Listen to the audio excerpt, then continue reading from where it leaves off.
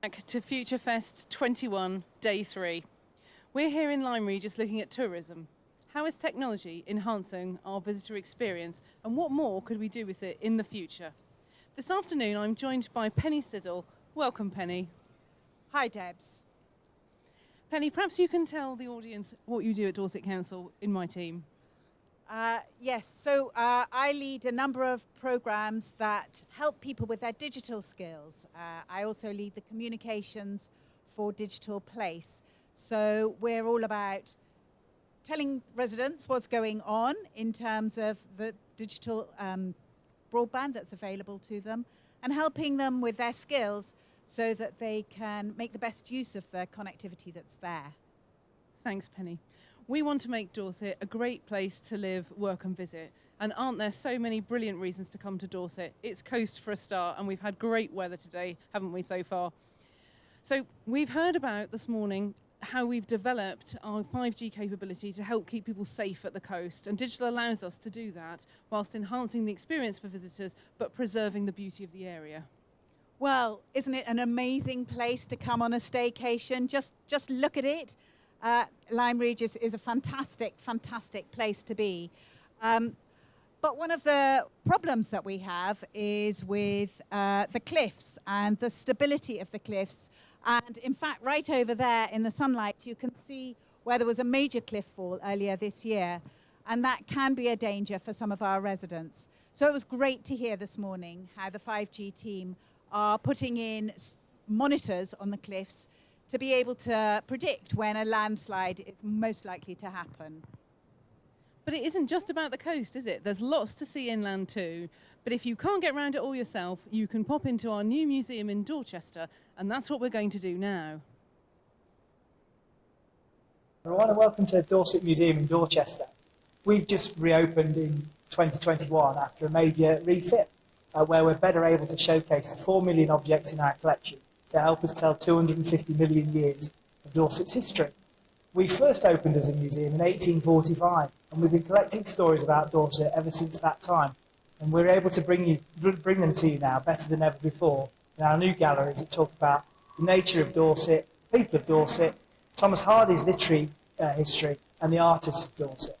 We're fortunate that some of our collections are considered to be of international significance. We hold the main collection from the UNESCO Jurassic Coast World Heritage Site and the largest Thomas Hardy collection in the world, which is recognised by UNESCO on their Memory of the World Register. I'm really looking forward to showing you around some of those things now. Our first main gallery is Natural Dorset, and this gallery explores the geological and natural history of the county, its beauty, its flora and its fauna. It starts in deep, deep time with the geological periods of the Triassic, the Jurassic and the Cretaceous. Looks at the type of rocks that built, the type of creatures that lived in that ancient landscape, but also the type of habitats that were created as a result and what lives there in Dorset today, but also how we can protect those habitats and preserve them for the future.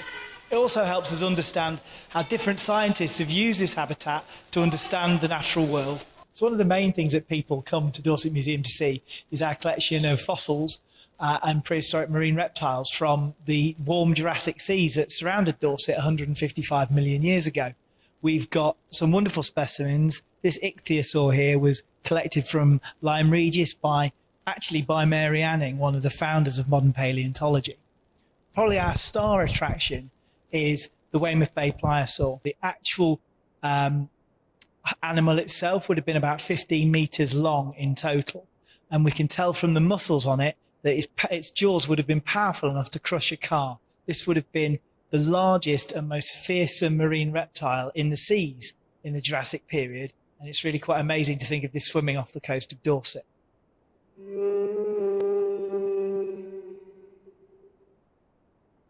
So we're here today in Pupils Dorset. This is the archaeology section of the gallery. Dorset has one of the most important archaeological landscapes in the country, and there's some really significant archaeology in this gallery. We're starting off in this case here. We've got finds from over 500,000 years ago, so Paleolithic hand axes that were used by ancestors of Homo sapiens. And then moving on, we've got finds from the Neolithic period. So one of our most important objects is here, the jadeite axe, which was made using jadeite, which is only found in the Italian Alps. It's around 4,000 years old and really shows how long Dorset has had contact with the rest of the world. Here we've got finds from Clandon Barrow, which is a really important Bronze Age barrow just outside of Maiden Castle. And here a gold lozenge was found, excavated by Edward Cunnington in the late 19th century. Really important metal objects as metalworking became more sophisticated in the Middle Bronze Age. And over here we have some of our most significant and most valuable objects, gold objects from the early Bronze Age, including a gold lunula, which is a kind of type of necklace that was worn in the early Bronze Age. It would have been worn by someone incredibly important and significant, and it has beautiful incisions, incise decoration around it. And then moving here, we've got Iron Age pottery, lots of different types of pottery being made in this period. And the Iron Age really shows different types of communities forming, and particularly the hill forts were important for farming and evidence of different crafts being practiced on the sites. Here we have this very large Dorset box wagon. This is a traditional box wagon which was made in Yetminster by the Lashbrook brothers. Dorset wagons were some of the most ornately decorated in the country. A lot of them were yellow and blue. This one here you can see has blue and red on it though. It was made in 1912 by the Lashbrook brothers, who were well-known wagon and carriage builders. Dorset's cliffs, coves, tidal lagoons and sandy beaches have made it a really important part in people's livelihoods and making money. It's still very important today, and if you come to Dorset Museum, you can find a little bit more out about the fishermen, the sailors, the smugglers, and the shipwreck survivors who have all experienced the interesting and sometimes ferocious coastline that Dorset houses. So up on the first floor, you can come to Hardy's Dorset, which explores his life from his early days in childhood and his early inspirations. And it progresses through to his writing, exploring dramatizations of his work. And then there is a focus on Hardy's Wessex, which is his part real and part imagined geographical space where he set all his novels and based mainly in Dorset. So one of my favourite objects in this gallery is Thomas Hardy's watercolour of a kingfisher, which he painted when he was about 16 years old, using a lot of bright colours. And I really like this because it shows the impact of Dorset's wildlife and local flora and fauna on on his writing, and it shows his early inspirations that he has taken from the landscape around where he grew up in Bockhampton, and of course that expanded to include all of Dorset as he grew up and started to practice his writing. In the Hardy's Wessex section of Hardy's Dorset, you can come and explore paintings, maps, publications and postcards which relate to Hardy's part real and part imagined location of Wessex, which is where he set most of his most famous novels. These novels really encouraged travellers to come to Dorset and to try and locate places that he'd mentioned. Here at Dorset Museum, we also have a recreation of Thomas Hardy's study. This is his third and final study, and it's a recreation of the one that was in his house at Maxgate, which was his residence on the outskirts of Dorchester. We have his original furniture and library in here, and so you can come and have a look and see what Hardy would have been, what conditions Hardy would have been working in when he was writing those final poems. So another highlight in this gallery would be Thomas Hardy's sister Kate, her red dress. This dress is very reminiscent of the kind of dress that Tess wore in Tess of the D'Urbervilles. It's very striking red silk, and it really is a highlight and draws you in as you come into this gallery. So we're standing at the moment in Artist Dorset, which is on the top floor of the new museum. And this is a completely new space for the museum. And it's really pulling together the incredible work that either has been made by artists born in Dorset or who have visited or lived in Dorset.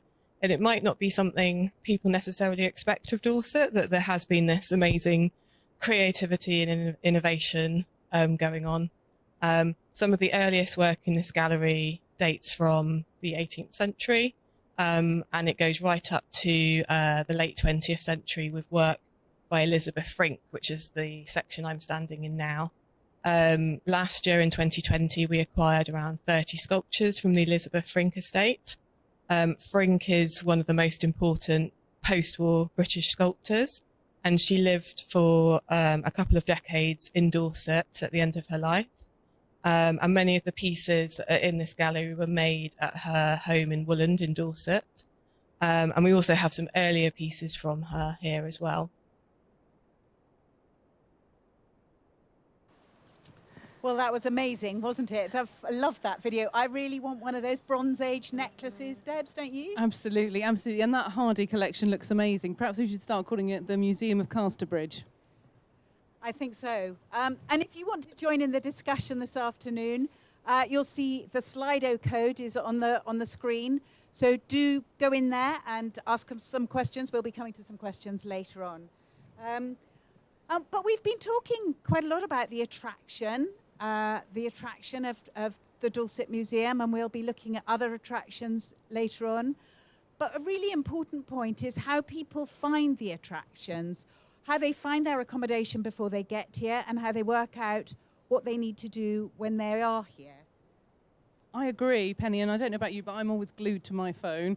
And so I'm sure, like many people, I use my phone to look up and book tourist attractions before I get there. But what about the businesses that are not online? What about the attractions that are not online? Yeah, well, we've got a new website to help people with finding the attractions. And we've been to see Rachel Symes, who's going to tell us all about it.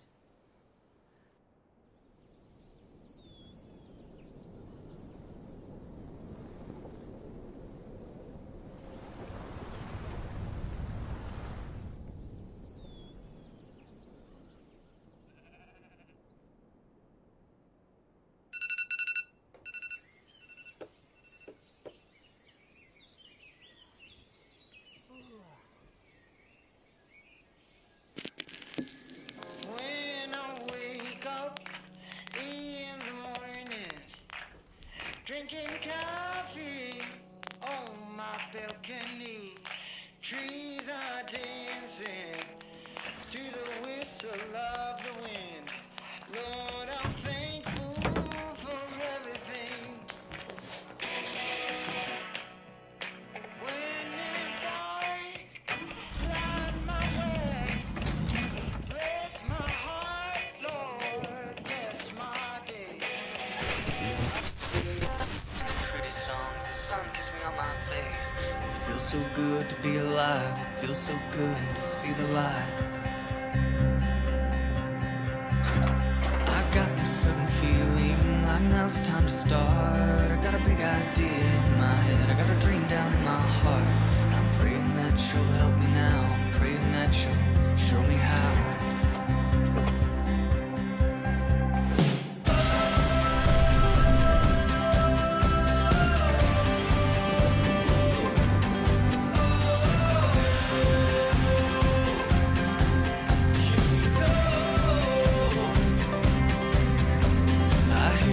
Inside me, saying be all you can be. You gotta keep the truth in your heart, believe when you can't see. You don't see the sign, give it time, won't reach the top without the climb.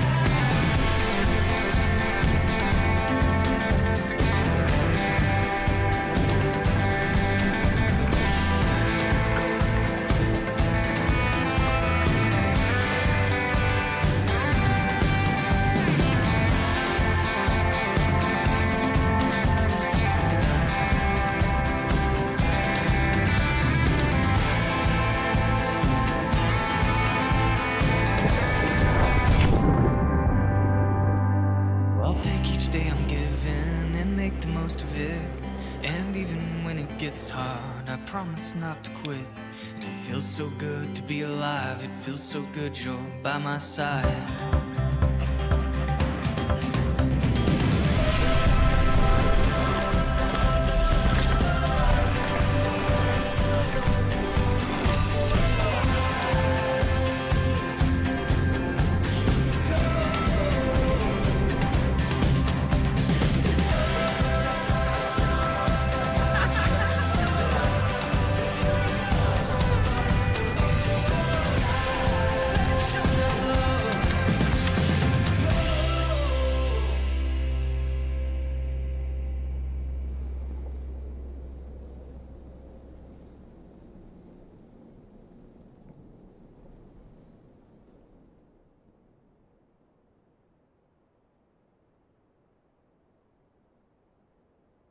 I'm Rachel Symes and I'm part of the Visit Dorset tourism team, which is part of Dorset Council. Our key aims are to promote Dorset as a leading holiday destination to domestic and international visitors, and to represent and support local tourism businesses and the wider visitor economy. The tourism industry is important to Dorset as it boosts the economy by supporting small and medium-sized businesses, brings vitality to urban, rural and coastal communities, contributing 1.8 billion to the local economy annually, and supporting nearly 41,000 jobs. You'll see here that I'm sharing you the visitdorset.com website. This website is key to our marketing strategy and a key element of our COVID-19 recovery. Visit Dorset has recently undergone a complete redevelopment and redesign, taking advantage of cutting-edge functionality and design, impactful imagery and video, as well as interesting, inspirational and engaging content to help the visitor plan and book a holiday to Dorset. This redevelopment is all part of our overall strategy to support the local visitor economy, providing an innovative digital platform to promote businesses. It has been provided by SimpleView, a leading global digital agency specializing in the tourism sector. Visit Dorset is the first European destination to build on the platform provided by the US arm of the company, enabling us to use the very latest technology. The SimpleView platform has been designed from the ground up with search engine optimization at its core to ensure that the Visit Dorset site achieves high organic rankings on leading search engines. Over the last 12 months, Visit Dorset achieved over 2.6 million visits, making it SimpleView's most successful European destination website. As well as providing all the necessary tools to enable visitors to plan and book their break to Dorset, the website also takes advantage of the latest technology for geolocation on mobile devices to ensure visitors are able to discover where to go, things to do when they are in destination. We use a platform called CrowdRiff, which enables us to pull in imagery and videos that visitors and locals have posted on their own social channels and use them on our social media platforms and to showcase them within galleries, which I'm showing you here on the website. UGC is so important for today's tourism marketing. Visual content engages the visitor, and the authenticity of UGC generates greater levels of trust and resonates more highly with potential visitors, converting 5 times as many travellers compared with branded official destination photos. 2/3 of travellers share their travel stories on social channels. And these images and videos truly represent our destination at that moment in time, making it a great tool to use across our platforms to easily communicate with our target markets. This helps us to support our local businesses, extend our marketing budget, and help drive economic benefit to Dorset. Using images that visitors and locals have posted on social channels also allows us to build a relationship with them and encourage them to effectively become ambassadors for Dorset. Another piece of functionality that we are about to introduce is dynamic content. This means that the site will display information relevant to the individual visitor. For example, if someone is already in destination, the site will display information on days out and where to explore and eat. And if it's a repeat visitor, it can display content relevant to their previous browsing. If they're out of destination, of course, things like accommodation would come up first. This is a fantastic way to help keep the visitor on the site and to reduce our bounce rate and also provide the visitor with the information they would find useful.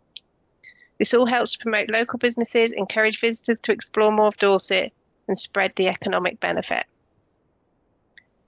We're also in the process of rolling out something called microsites. These are mini versions of the Visit Dorset site, and we're doing this for Lyme Regis and Sherborne. This provides partner organisations with the opportunity to use templates and high levels of functionality that Visit Dorset can offer, but with individual navigation and branding. This represents a cost-effective way for individual towns to build their own destination site and support their local town economy, and offers the visitor a suite of websites that are familiar and trusted. Visit Dorset offers the overarching county-wide information, whilst the town destination website provides more detailed local information specific to the town. A major part of our marketing activity is connecting with our audience on social media. We mainly use Instagram, followed by Facebook and Twitter, with a combined following of over 100,000 people, allowing us to effectively and efficiently engage with potential visitors and to promote Dorset. We use our social media channels to talk directly to different audiences. We use thematic and seasonal messaging and competitions to get our messages across.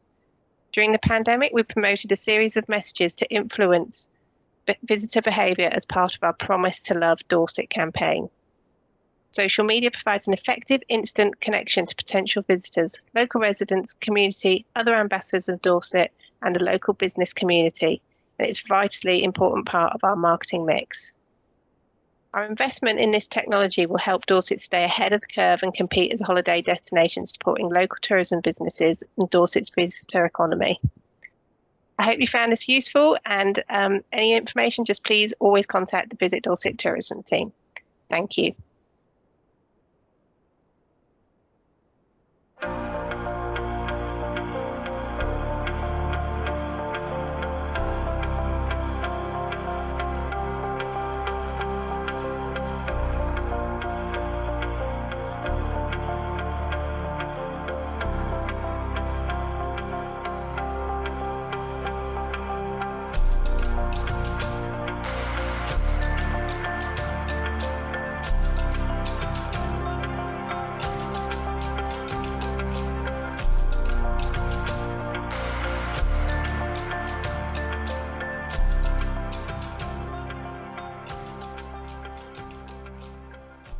Isn't technology amazing? We're offering so many platforms and ways that visitors can interact with us. But Penny, I'm sure there are some people who aren't online. Would you like to tell us what we're doing at the council to help that? Yes, absolutely. So we have a number of different ways that people can get help. But for example, we have our digital champions who are helping people in libraries. They're gradually going back. In fact, now we have quite a few of our libraries offering that service again. It all had to stop during COVID, of course. And we launched our digital hotline, when people could ring in. We've kept that going because we think that people love getting in touch that way, but we also want to be able to offer that face-to-face support. And people can go into the libraries to get help, whether they're visitors to Dorset, whether they're residents, or whether they're small businesses. We can help anybody, no matter how big or small their problem. We can help small businesses to get going online, but we can also help with the simplest of questions. And those digital champions in the libraries, they're volunteers, aren't they? So we should just take this opportunity to say thank you to all our volunteer digital champions.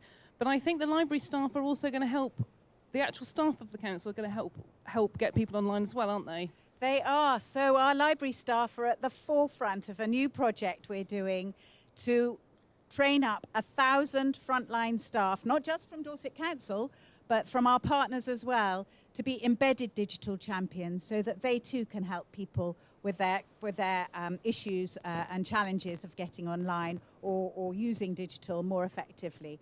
So it's fantastic that we have this support from the libraries and that they're going to be able to help people even more than they do already. Yes, residents and tourists alike can get help in the libraries as they're increasingly offering more and wider support services. Absolutely.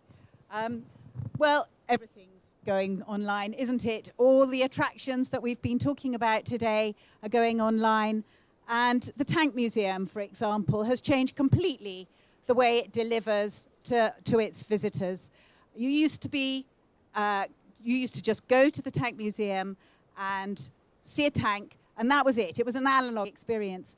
Whereas now, it can be much richer than that. You can go there and see tanks. You can put on a VR headset and be inside the tank itself or inside the trenches, or you can watch from home. We've got a video to show a bit more about that. We're going to show that now. My name's Richard Smith. I'm the director of the Tank Museum. It's normally the way you start on these things. The Tank Museum has been in Bovington, in the heart of rural Dorset, since 1923. We hold the world's leading collection of tanks and armoured fighting vehicles as a resource to the army for teaching and training purposes, but also to bring the past alive to Britain's public. Every year at the Tank Museum, pre-COVID, we would get about 220,000 visitors coming physically to our site, and we have a ballooning and growing digital business, which takes us to a global audience, which is something which we're going to be looking at more over the next few minutes.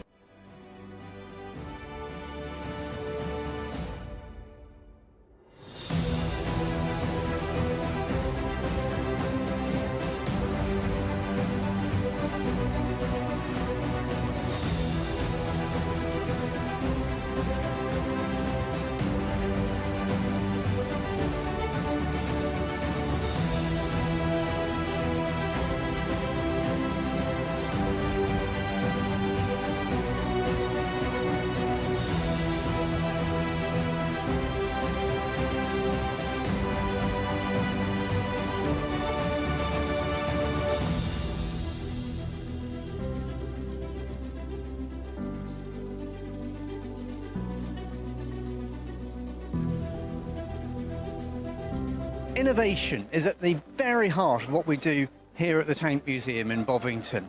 And a lot of innovation for us is to do with our visitor experience, a lot of it is to do with how we manage our business. But we also have long-term strategic partnerships with organisations from industries you wouldn't associate with a museum. In particular, we've got a long-term strategic partnership with a video game company called Wargaming. Wargaming have a game called World of Tanks, and that introduces people to our subject area. And while we're a medium-sized museum in the middle of a rural area, World of Tanks introduces 164 million people to our subject. And that gives us a chance to engage them on the site, through gaming and learning through play. It gives us a chance to reach them through the influencer community, to meet them where they are on YouTube. And it gives us an opportunity to impact the way in which games are developed to help us take our subject to new audiences. So innovation isn't just coming up with bright ideas. It's about using partnerships and using the links that they can create to expand our business to new areas. 100-year-old museum in the heart of rural Dorset. That doesn't stop us being a genuine 21st century cultural entity. And what a 21st century cultural entity has to be is a number of key things. Firstly, we have to be a great visitor experience, and a great visitor experience in the 21st century is a great family experience that appeals to people of all sorts of backgrounds, on holiday, people who are expert in our subject, people who have never seen it before. It also means being great online, and the Tank Museum is Europe's leading museum on YouTube. In 2020 and 2021, we generated 3.7 million hours of content consumed on YouTube. And to put that in context, in 2019, the 220,000 visitors we had visiting our site consumed a total of 880,000 hours of our content. So being online, being innovative, being active makes us a great 21st century museum in the heart of Dorset. Well, tourism's beginning to look very different now. And somebody who understands that really well is David Lakins from Key Digital. Welcome, David. Thanks for coming to join us today in Lyme Regis. Hi, Penny. Hi, Debs. Hi. What a cracking day. Oh, It's fabulous. we're lucky, aren't we? Yeah, absolutely. So you've been watching some of the recordings from this morning and today. What do you think about our offer so far in Dorset? Well, I think we've only got to look at the view to see the offer. I mean, absolutely amazing. The visitor and the tourism attractions that we've got here in Dorset. I think over lockdown we saw a lot of changes. Bit of a roller coaster ride, but I really do think that Dorset tourism businesses particularly stepped up to the mark. COVID struck at a particularly, bad time, I think. March 2020, I remember being up in the lakes and seeing the announcement on the TV, and then suddenly it's like, oh my life, what's going on here? But I do think, the attractions and the tourism sector locally really has stepped up to the mark. I think what it's really meant is for them to look at protecting their revenue streams, thinking about change in a different way. Actually, I think COVID has been one of those catalysts for change, to actually start to think about being agile, maybe even taking their first steps into digital for the very first time. So those are some of the things that I experienced as a business. David, tell us a bit about what you do. And I think you've just won an award. What was that for? Yeah, well, we're a digital agency based in Poundbury, and we have a number of clients, particularly in the holiday park sector. So we know the sector very well. We have an app, which hopefully I'll tell you about a little bit later on. And just before, or about 3 months ago, we got nominated for an innovation award with the Poundbury business community. So that was a really good one for the team. That's very good. We love winning awards, don't we, Debs? We do. We love winning awards. So you talked a bit about how COVID had helped businesses have that sort of nudge, if you like, to get online. Is that what tourists expect then? Do they expect all businesses to be online? I think they do. We saw test and trace was a big one for the sector. Yeah. And suddenly have to step up. And I remember we worked with a fairly big brewery locally, Palmer's Brewery, and being able to turn around a test and trace system for them in a couple of days of the announcement, that was something that they had to do just to open the doors. But I also think, from a consumer point of view, the expectation has suddenly gone right up there. We're all now online. There's a lot of customers that I know of our clients that want that always-on experience. So it has been, as I say, I think it's been the catalyst for change. And, more recently, I think we've seen QR codes. Who'd have thought they would have come back as quickly as they have done? And, for those of you that are old enough, to remember them the first time round, Yes. Actually, it's a technology that's now embedded. It's in your phone. You don't need another app for it. You use your camera, and actually you can snap away and be redirected to another web resource online. So I think there are certain things that have happened. Say things like QR codes. More recently, we have seen pop-up campsites. There's another, I think, instance where the sector or the industry has had to respond, particularly to the expectations of their clients, but actually they can do it in a way where they can use something like the Visit Dorset website to make bookings. Yeah. They can go on PitchUp or one of the other third-party booking systems and actually create an online presence with a reasonable minimal amount of cost. So, yeah, I think guests are now used to doing things online more than ever. We've done Zoom calls at home. We've invited people into our houses. We're used to using mobile apps to order the Just Eat and the things online. So I think the expectation is there. It's now down to the industry to step up and actually do the delivery. So, would you like to tell us about your app then? Yeah.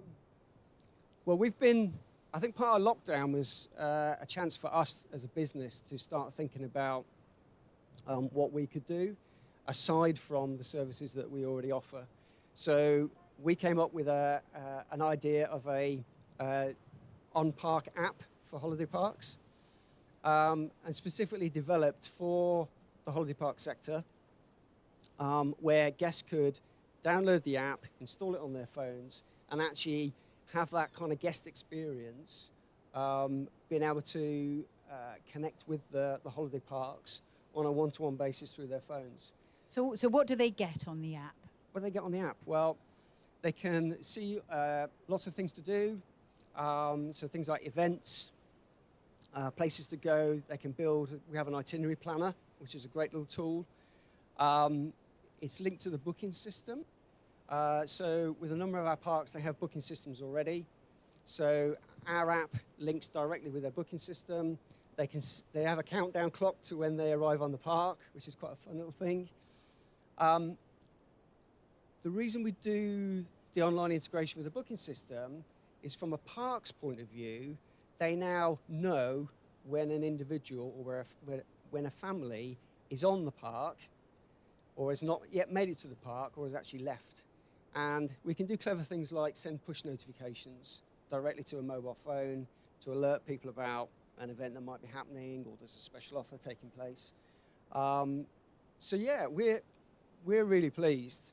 So how many places have installed? Where's it being used? We've got it now with 11 parks across Devon and Cornwall. Across Devon and Dorset.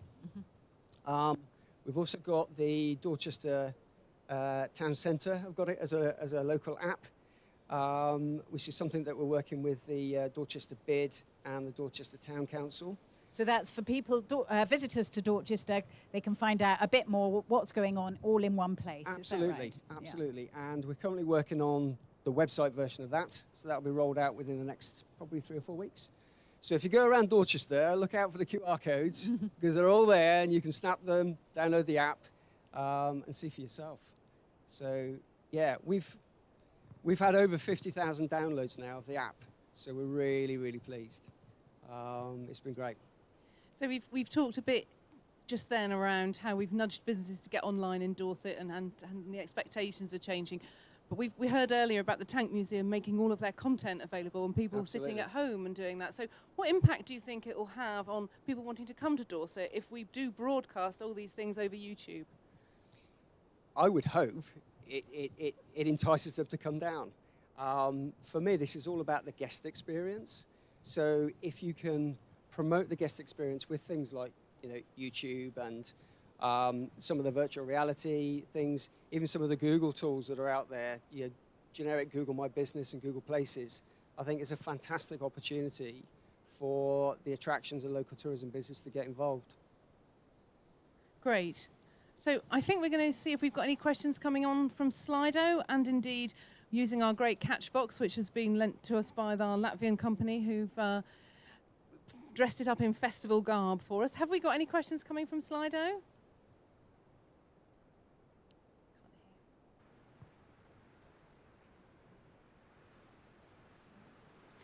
Have we got any questions from the audience? I think we've just got a slight technical hitch with Slido.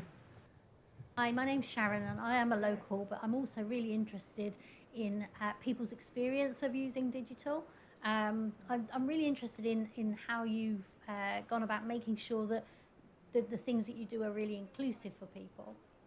Yeah, I mean, I think you've hit the nail on the head. It is about making things inclusive. I know we're working with the Dorchester Town Council with the Dorchester Bid app, and we've got several meetings with them around the whole sort of accessibility side of things to ensure that we do make it fully inclusive for everyone. No, absolutely. I think accessibility and inclusivity is so important in the digital world. It's so easy for us to just assume everyone has the same level of knowledge about technology as those of us who work in the sector do. And it's so important to make sure that we do check things out. Simple things like colour blindness are often forgotten and make it almost impossible for some apps to be used. No, absolutely. And I think just even on a personable level, only this week, one of the parks we work with, they put out a message to say they were doing a trial cashless. Or they're doing a cashless trial within the next sort of 3 or 4 weeks. And they put it out on social media, and it's just quite interesting just to see the feedback back from a lot of their guests, because actually the feedback was quite negative. That is interesting, actually, isn't it? we don't want it. We like to have cash in our pockets. We like to pay with, coins and notes. And actually, we prefer not to do it. So I think there needs to be give the guest the choice. Yeah. Make sure that there is a choice available for people, and let them decide whether they want to use tech or not. Yeah, that user experience understanding is really important, isn't it? Yeah. We're going to try and go back to Slido now. So do we have any questions from Slido? Yeah, we've got 3 questions. So I'll go with my first one, if that's okay. So how can digital help create a more sustainable future for Dorset tourism? Are there any examples of things already happening? So how are we creating a more sustainable tourism sector, do we think? Wow. I think just in the first instance, taking a lot of print advertising back into the digital space. Yeah, there's an easy saving there. I think that's probably the obvious one. Is to look at taking some of those paper touch points and moving them into a digital place. Next question from Slido. What do you think the biggest change has been since the pandemic? Wow. The biggest change. My grey hair, I think. I don't know about anything else. I think the biggest change has probably been, for me, as an employer, as probably the work-life balance and the working changes in the office. Because I think we've had to I've had to think about my staff, their safety, how they work, just the whole work-life balance, I think has been a lot more in people's minds. So, there, for instance, is great opportunities for the tourism sector locally, just to think about the different work from home patterns and lifestyle patterns. So I think that would be my answers to that one. It certainly has affected us all, hasn't it? Absolutely. Next question. More. Yeah, I've got one more for Penny. Someone in our audience would like to be a digital champion. Can you tell us a little bit more about how they could get involved? Yes, absolutely. The quickest way is to email us at digitalchampions@dorsetcouncil.gov.uk, and we can provide some more information. We aren't recruiting at the moment, but I think we will be doing some more training soon. So there will be an opportunity for them to come and join us. We love our digital champions. We really, really value the work that they do. And so it's great to hear of somebody who wants to join the gang. Thank you. So I think if that's all the questions, any final points, David, from you that you'd like to I don't think so. I'm going to go and get an ice cream. Well, make sure the seagulls don't get Absolutely. it. We saw somebody have their ice cream pinched just along there a minute ago. before we started broadcasting. It wasn't a happy person, I tell you. No. So cling on to it tightly. Enjoy your ice cream. We're going to finish our session this afternoon with a look at the historical archives and how they're being digitized. Digitizing the archives means that you no longer have to come to Dorchester to see the wide range of documents, historical documents that we've got there. You can view them from the comfort of your own home. We've got another VT that we're going to roll now, and that will tell you a bit more about it. Hello, welcome to Dorset History Centre. This is the Joint Archive Service for Bournemouth, Dorset, Christchurch and Poole. Today we're here to explore some of the commonly held myths or assumptions about what an archive service does.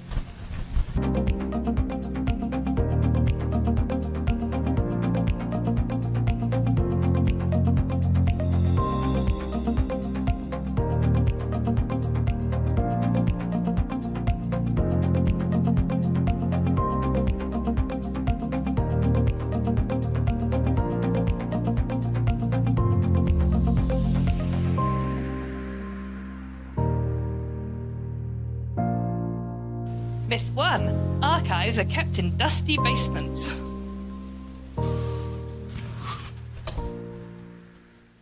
No, not at all. Our strong room is built to safely hold archives. They have multiple security measures, and we also have a gaseous fire suppressant system. The strong rooms are environmentally controlled to maintain specific levels of temperature and humidity that will ensure the long-term survival of our archives. The environment used to be controlled by large air conditioning units, but we recently invested in a new passive system, which allows us to keep temperature and humidity at the correct levels more efficiently. This investment had massively reduced our carbon footprint, and the new heat recovery unit can be run with the solar panels that are on our roof. Our strong rooms are clean, secure, and environmentally controlled with the latest technology, pretty far from a dusty basement. Myth 2. Archives are only made of paper and parchment. Well, we do have thousands of boxes of paper and parchment, but the way that we record our lives has changed over time. And now we also look after a whole range of other formats: film, video, audio cassettes, and increasingly born digital records.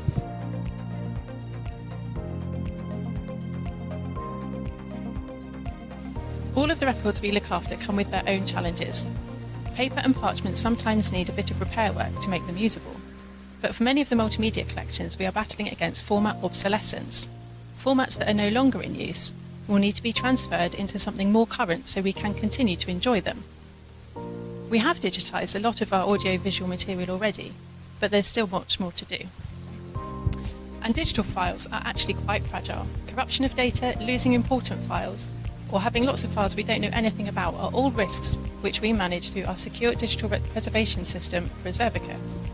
Preservica makes copies of files and constantly monitors them for changes, and keeps all the information about the file safe, so we can find what we're looking for later. And we'll keep adapting to make sure that Dorset's future history is preserved, however it's recorded. Everything in the archive is old.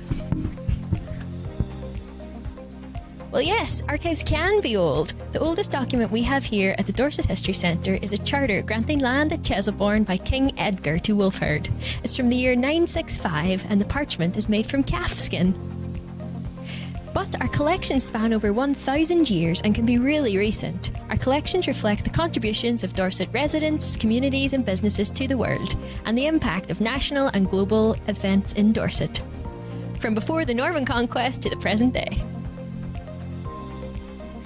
We know that contemporary events are most likely to be recorded in a digital form, and we know that digital records can be really fragile, so we're particularly keen to collect these as soon as possible to ensure they survive. During the COVID-19 pandemic, we encouraged Dorset residents to record how lockdowns and restrictions affected their lives. We hope these Corona diaries will be useful for some future historians studying this strange time. Some of the diaries are ongoing, and you can't get more recent than that. Archives are only for academics and experienced researchers. Whilst academics do make up a proportion of our users, in reality, we're available to help anyone and everyone who needs us. Lots of people contact us about their houses or their family history, their local area, or even perhaps their vehicles. The vast majority of these people are keen enthusiasts at the beginning of their historical journey. and we're keen to help them with free access to historical records. There is an ever-increasing amount of resources available online to help people. On our own website, we have a range of guides to different sources, and they're easy-to-use online catalogues can be searched using keywords to help people work out what sort of things we hold. We also publish regular content on our blogs or on Twitter, so people can see what material we have in our collections. Elsewhere, websites such as Ancestry, Find My Past, or even something like the British Newspaper Archive all hold vast amounts of information that people can access from the comfort of their own homes. Archives are available to everyone, and we can help support a broad and diverse range of outcomes. We help provide material to local groups, provide material to museums, inspire care groups, or even help inspire dance troupes as well. Archives can be inspiring for everyone, regardless of their experience. Google has the answer to everything. No, not everything. A lot of the information in our collections is only available to view at the Dorset History Centre in a physical form. We have digitised some of the most popular records, such as parish baptism, marriage and burial records, electoral registers and poor law records. These are available through the Ancestry website, where they are searchable by name. But it is impossible to digitise everything. To digitise and process everything we hold would take 149 working years and be extremely expensive and costly to the environment to store. Archives are only about rich or successful people. Yes, but no. On the face of it, this is a reasonable assumption, but it's not actually true. Dorset History Centre does indeed hold the collections of many wealthy and influential families and organisations past and present. This is partly due to the historical reality that both literacy skills and writing materials were often the preserve of the better off.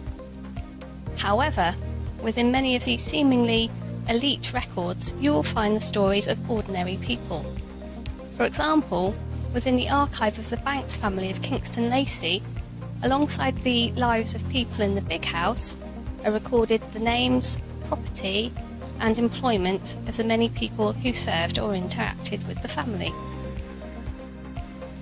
At Dorset History Centre, you will also find the archives of working people in the records, tradesmen, agricultural workers, and domestic staff, often in the form of diaries or correspondence. In addition, Dorset History Centre is proactively collecting from underrepresented or marginalised groups, such as LGBTQ+ groups and Gypsy Romany travellers, to try and ensure that stories and voices of all Dorset's communities can be found in the archives. Why don't you consider what you could give to the archive for the future to learn from?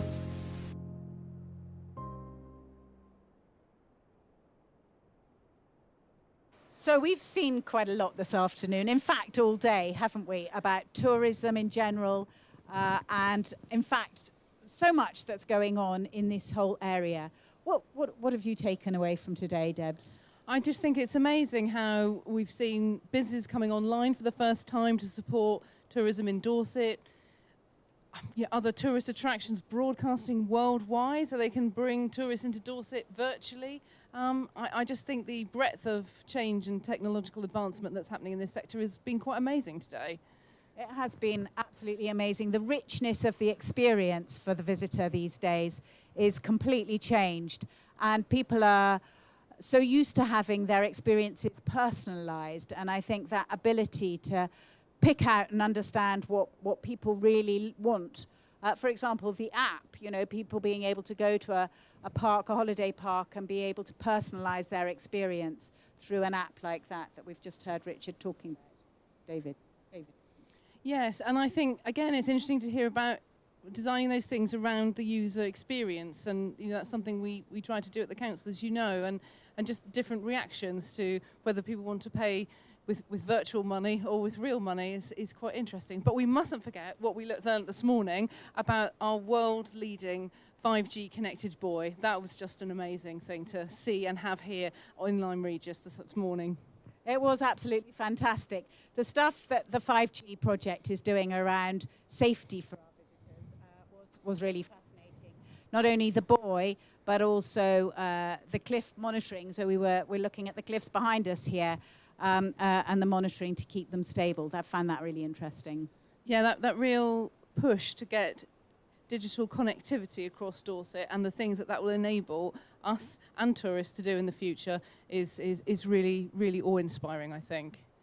And out at sea as well. The idea of extending the connectivity out into the sea and being able to maybe transport goods and, by water along the coast, as well as more of a tourist attraction as well. So I think we've pretty much covered everything, I think, there in the day. And if you didn't watch this morning's recording, I'd urge you to watch it back through our Digital Dorset YouTube channel, because we're out of time here this afternoon as well. Thanks to our guests for another great Festival of the Future session. It's been absolutely marvellous. Thanks to Lyme Regis visitors for putting up with our slight chaos this afternoon. Thank you to the weather for being so amazingly good. Thank you to everybody who came to take part and was enjoyed doing that, I hope, with us today. So tomorrow, I believe we are carrying on the theme of the 5G Rural Dorset project and looking at what's happening with our partners in Wessex Internet in northern Dorset and seeing how they're leading some agritech trials to support farming for the future, Penny. Yes, that's absolutely right. In the morning, we'll be up in Shroton in North Dorset in another spectacular location, so please do join us there. We'll be staying there in the afternoon as well, and we'll be looking at some projects around climate change and how technology can aid our efforts to prevent further climate change. So if you've enjoyed this session, please let us know on Twitter using hashtag FutureFest21 and follow us at Digital Dorset. Thanks for stopping by, Dorset. Yeah, and goodbye from Lyme Regis.